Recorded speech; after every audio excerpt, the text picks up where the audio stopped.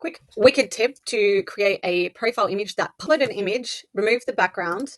If you have Canva Pro, you'll be able to use the background remover tool in one click. When the background's removed, go to edit image and add shadow, drop. I always suggest adjusting the transparency because often it's too dark. Apply.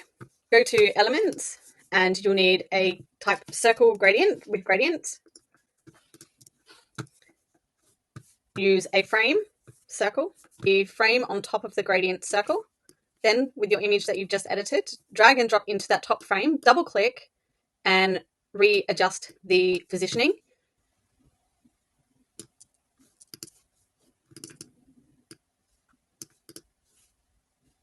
And then I've gone and got another circle, which you'll find under elements, under shapes, just to frame the outside and make it look as if he's popping out. When you're happy, download as a PNG.